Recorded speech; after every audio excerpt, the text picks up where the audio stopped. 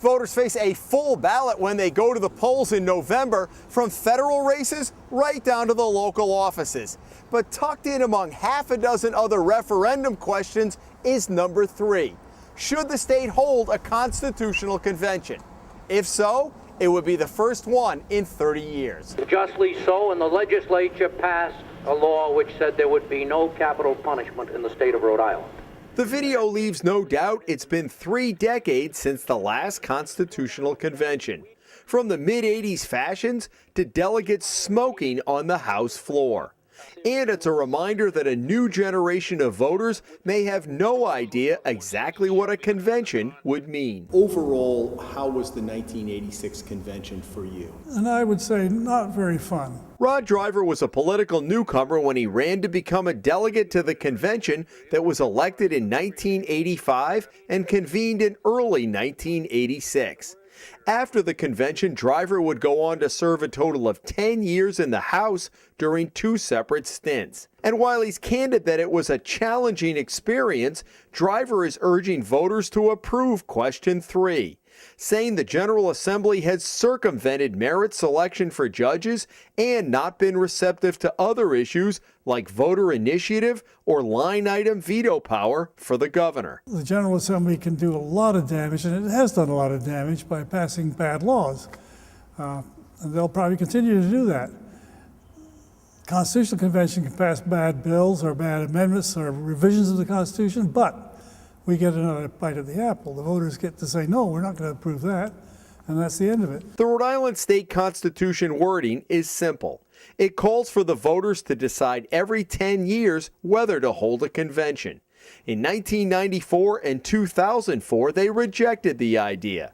But in 1984, they said yes.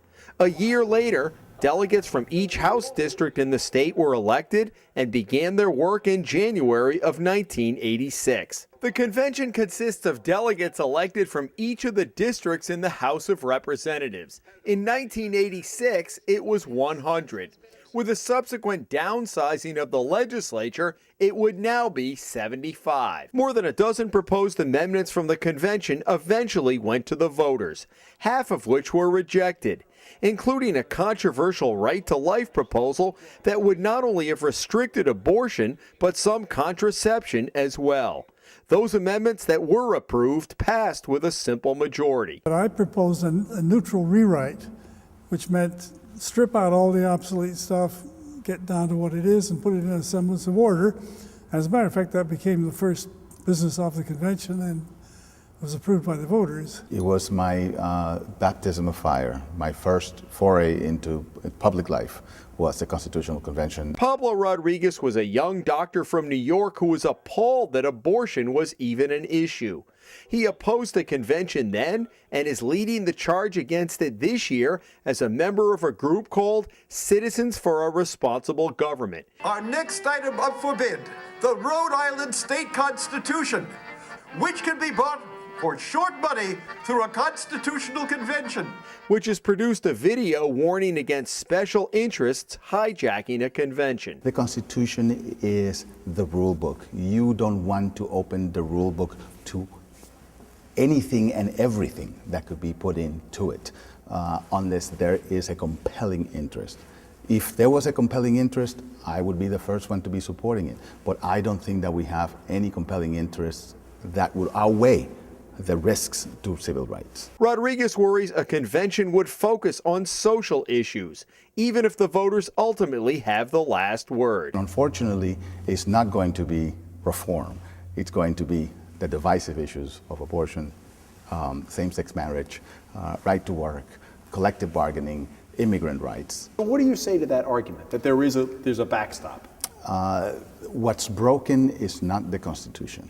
What's broken is our political process and our electoral process that doesn't allow for these laws to be passed in an effective way. Phil West, former head of Common Cause Rhode Island, is part of Renew RI, a pro-convention group.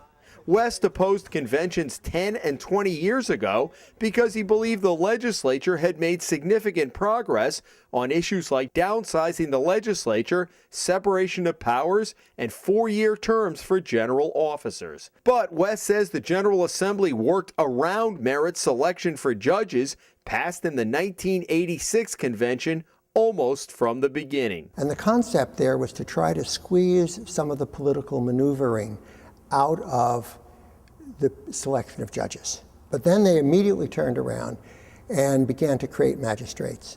So we started with 2 or 3, and we're up to over 20 now. They're people who were the sister of the Senate Judiciary Chair, the wife of the former Speaker, people who are related or senior counsel.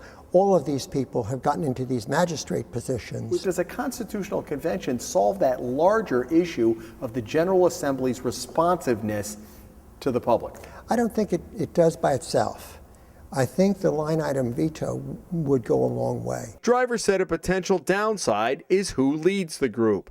In 1986, attorney Kevin McKenna was chosen as president of the convention. If he knew that you were going to say something he didn't want to hear, he simply didn't recognize you. And much as I complained about the General Assembly in the House, that was never a problem in the House. When you use the Constitution to do something that should be done through the electoral process, you have unintended consequences that can be very severe. I believe that what we need to do is, frankly, help our population become more involved in the political process and find these issues that are broken and make them part of the campaigns, make it part of elections every 2 years. They are compelling arguments on both sides, and voters will have the final say on November 4th.